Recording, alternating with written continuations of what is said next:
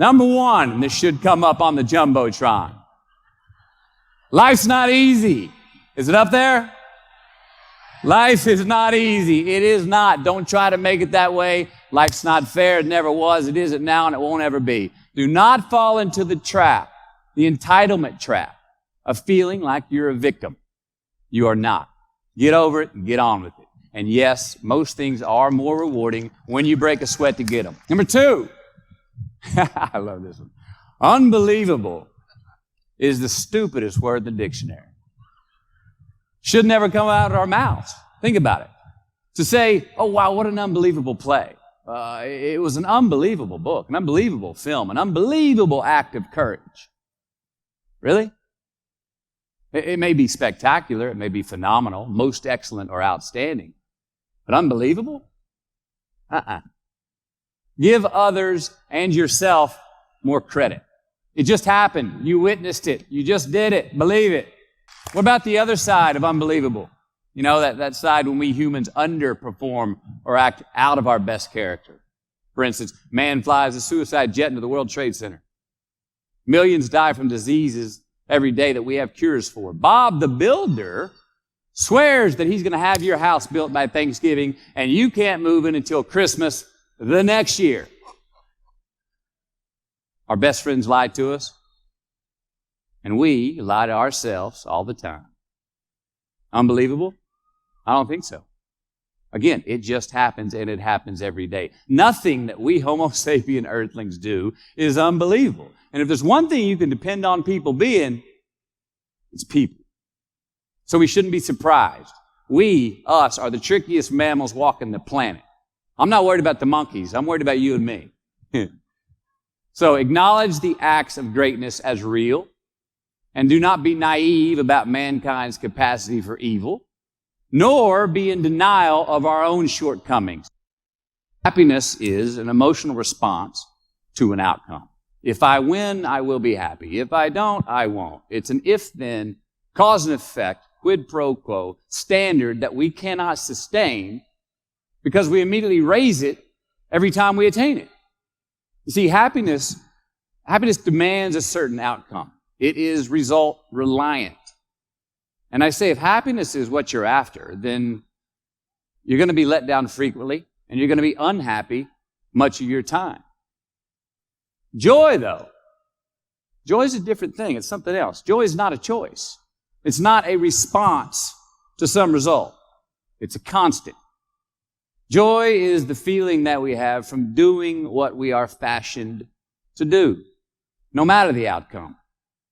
Now, personally, as an actor, I started enjoying my work and literally being more happy when I stopped trying to make the daily labor a means to a certain end. For example, I need this film to be a box office success. You know, I need my performance to be acknowledged. I need the respect of my peers.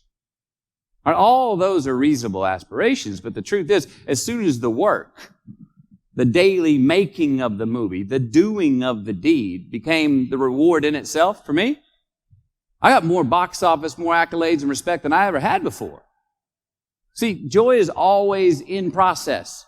It's under construction. It is in constant approach, alive and well in the doing of what we're fashioned to do and enjoying it.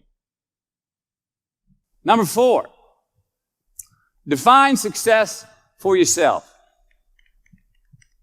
Now check this out. I'm in south of New Orleans a few years ago, and I went to a voodoo shop. And they had this wooden partition against the wall with these columns. And in these columns were all these vials of these magic potions, right? And the headings above each potion defining what they would give you were things like fertility, health, family, legal help, energy, forgiveness, money. Guess which column was empty? Money. The more we have, the more successful we are, right? Now, I would argue that our cultural values have even been financialized. It's a get rich quick on the internet, rich is 15 minutes of fame world that we live in, and we see it every day. But we all want to succeed, right? So the question that we've got to ask ourselves is what success is to us, what success is to you. Is it more money? That's fine. I got nothing against money. I don't. Maybe it's a healthy family. Maybe it's a happy marriage. Maybe it's to help others, to be famous, to be spiritually sound, to leave the world a little bit better place than you found it. Whatever your answer is, don't choose anything that will jeopardize your soul. Prioritize who you are, who you want to be, and don't spend time with anything that antagonizes your character.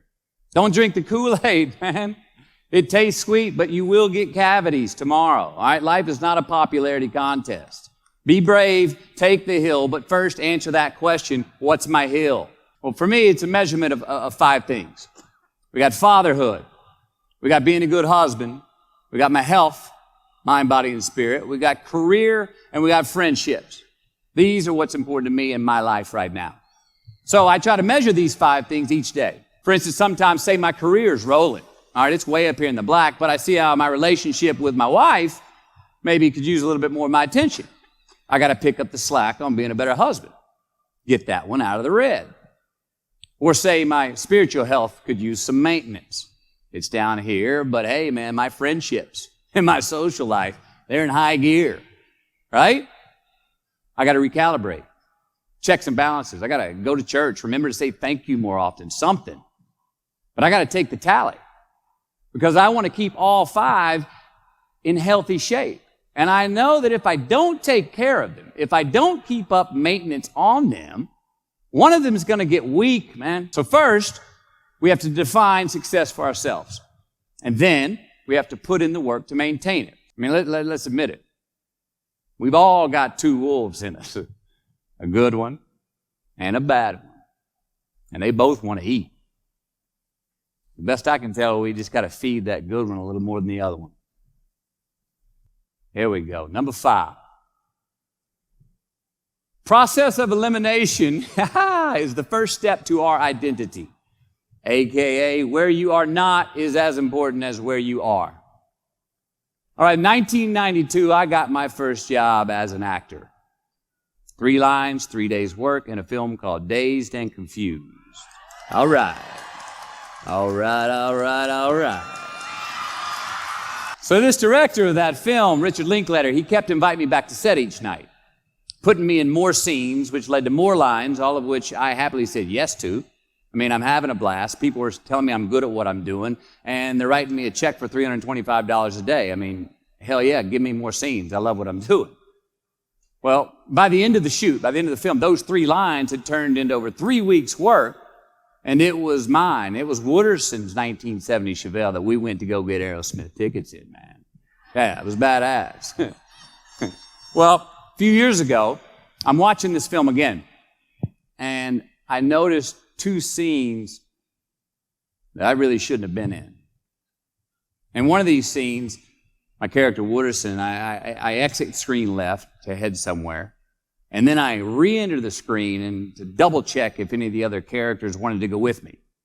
Now, in rewatching the film, and you'll agree if you know Wooderson, Wooderson's not a guy who would ever say, later, and then come back to see if you were sure you didn't want to go. Now, when Wooderson leaves, Wooderson is gone. He does not stutter, step, flinch, rewind, ask twice, or solicit. You know what I'm talking about. Wooderson has better things to do, like liking those high school girls, man, because I get older and they stay the same age. My point is, I should not have been in that scene. Shouldn't have come back. Should have exited screen left and never come back. It is just as important where we are not as it is where we are. Look, the first step that leads to our identity in life is usually not, I know who I am. I know who I am. That's not the first step. The first step's usually, I know who I am not. Process of elimination. Defining ourselves by what we are not is the first step that leads us to really knowing who we are.